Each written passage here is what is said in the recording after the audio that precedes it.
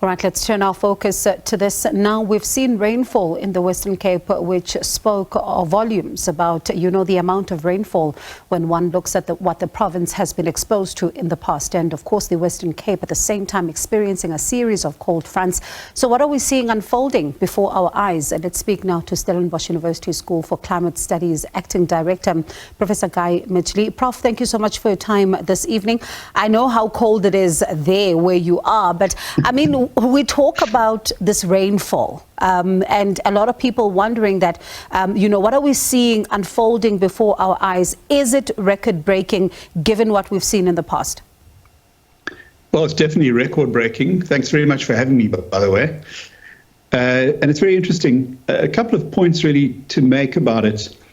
Number one, it is the highest rainfall for July in 6 decades. So there are precedents going back further in time.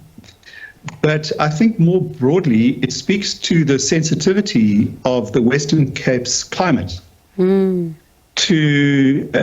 shifts in the weather. So because we get a winter rainfall pattern, these are the tiniest climate systems in the world.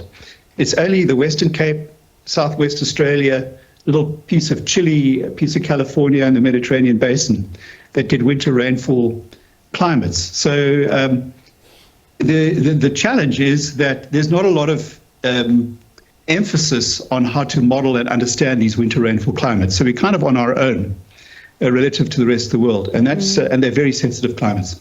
And how important is that modeling, as you talk about? Modeling has proved to be incredibly important for understanding global climate patterns. And increasingly, we require models to be able to tell us more and more about extreme events at local scales.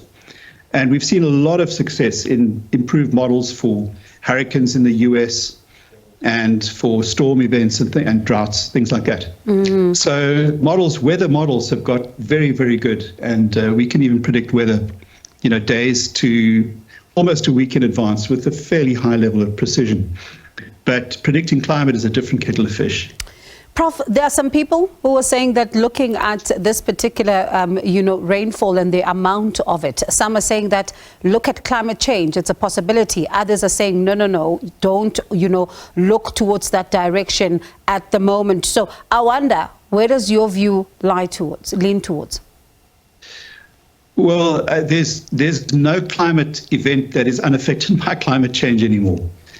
Not a single one, because we've increased the level of CO2, methane, and other greenhouse gases so much that the question is no longer, is it due to climate change? The question is how much? And that's a much more important question. We need to know the answer to that question.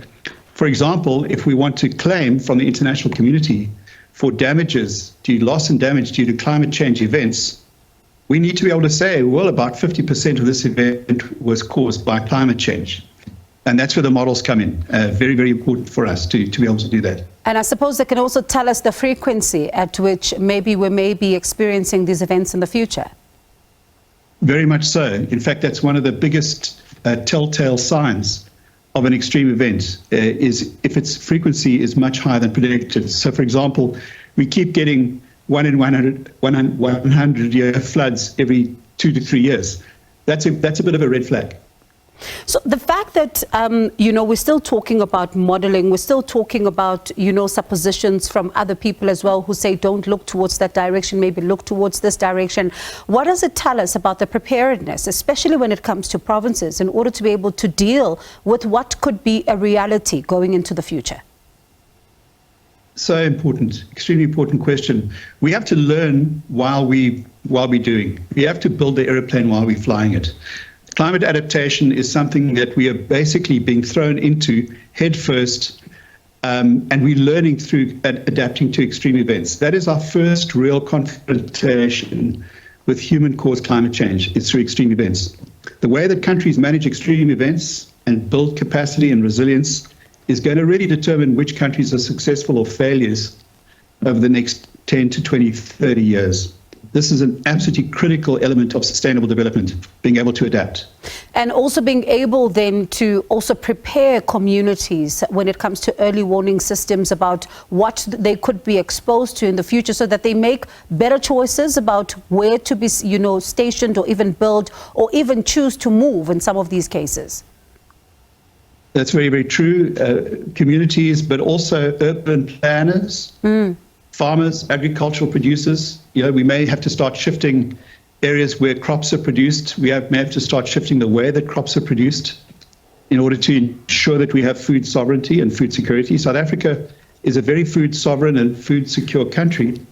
And it's vital that we continue to be so, because many, many other parts of the world are losing food security and food sovereignty. We can't afford to lose it alongside them. So this is absolutely vital. Urban planning, as I said, road construction, infrastructure, and then coastal systems and seafront systems. We're facing some significant challenges there. There are big changes already dialed in that we were going to have to adapt to over the next 3 decades anyway.